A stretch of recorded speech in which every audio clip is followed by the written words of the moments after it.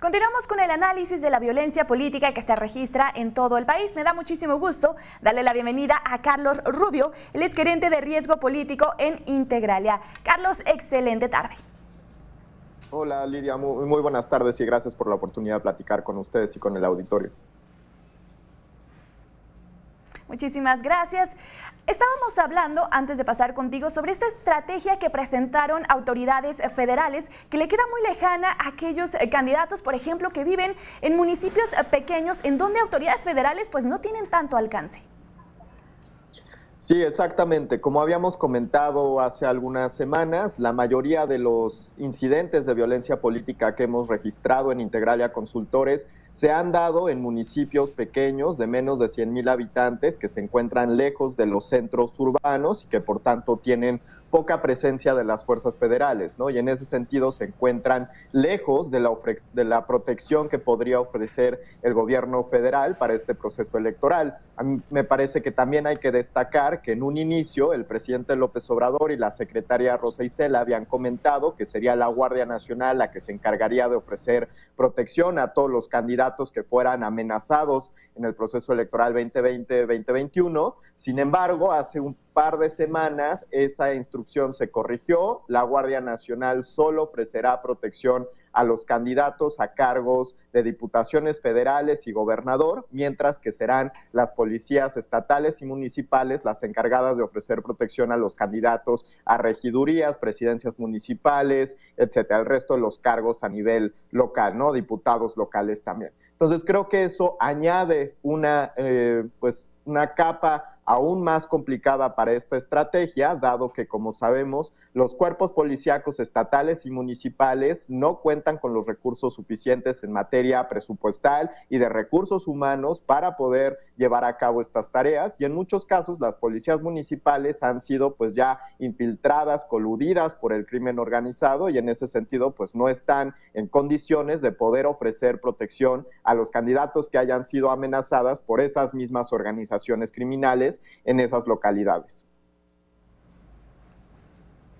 Exactamente, y justo platicábamos allá en Guanajuato la situación tan compleja que se vive, uno de los estados que ha registrado más incidentes de violencia política, que los aspirantes pedían eso, pedían escoltas o alguien que los estuviera apoyando para sentirse seguros al salir a las calles. Y como tú bien mencionas, pues si bien sabemos, los cuerpos policíacos de distintas partes de la República son muy reducidos, no cuentan en muchas ocasiones ni con la capacitación ni con las herramientas para llevar a cabo estas acciones que dicen desde gobierno federal. Suenan padres, suenan interesante estas iniciativas que proponen, pero están muy lejos de la realidad, Carlos.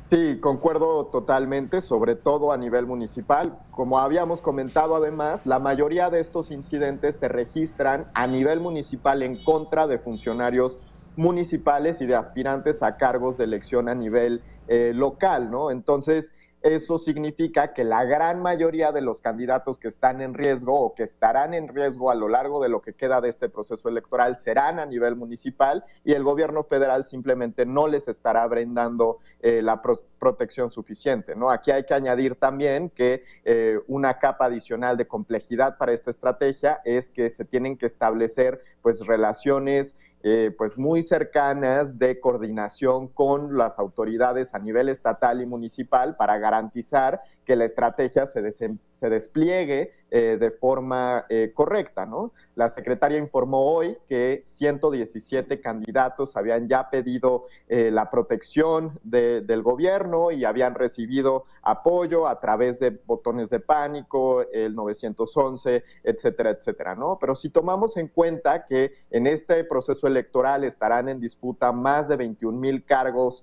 de elección popular, si incluimos ya también a los cabildos, estos 117 son una proporción mínima del universo total de candidatos que están participando en este proceso electoral, ¿no? Simplemente para la Cámara de Diputados, que hay 500 curules, se registraron ante el INE más de 3,400 fórmulas para ambos categorías, ¿no? De representación proporcional y de mayoría relativa. Entonces, eso significa que estos 117 son un porcentaje muy bajo, muchos de los candidatos en riesgo están quedando fuera, y además, pues persiste el riesgo muy alto de que los candidatos amenazados simplemente no están denunciando ante las autoridades los acercamientos de grupos criminales porque tienen miedo de las repercusiones que puede haber, ¿no? De las represalias que pueden tomar en su contra o en contra de sus familiares y amigos. Totalmente de acuerdo. Y esta capa de complejidad que mencionabas, pues también ahora con estas policías, en algunas zonas coludidas con el crimen organizado, ahora también hay que combatir la impunidad que se vive en distintos municipios.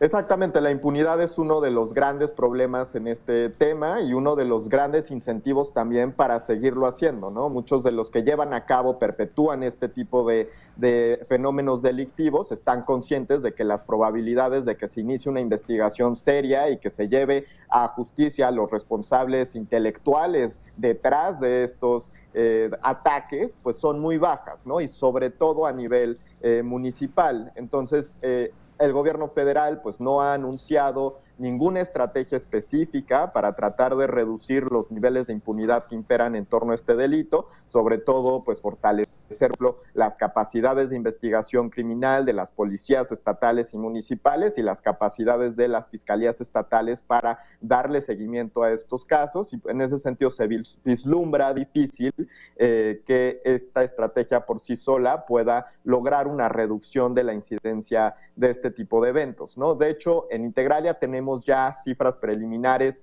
de los incidentes de violencia política que se registraron en marzo de 2021. Tenemos aproximadamente, hasta marzo de 2021, entre septiembre y marzo de 2021, tenemos 137 incidentes de violencia política en el país que han dejado 118 actores políticos asesinados en este proceso. De estos 118, 22 eran aspirantes a cargos de elección popular, la gran mayoría a nivel municipal. Entonces, a pesar de que la estrategia se anunció hace ya poco más de un mes, en marzo no se logró una reducción de la incidencia de atentados, ataques, agresiones violentas en contra de actores políticos. Por el contrario, febrero y marzo son los meses que más incidentes de este tipo han registrado desde que inició el proceso electoral en septiembre. Muchísimas gracias, Carlos Rubio, por este análisis. Estoy muy segura que vamos a seguir platicando en los próximos días de este tema que la verdad está ensombreciendo el panorama electoral a 57 días de este día, del 6 de junio, para elegir a nuestros gobernantes. Muchísimas gracias, Carlos. Gracias, Lidia. Igualmente, buena tarde. Hasta luego.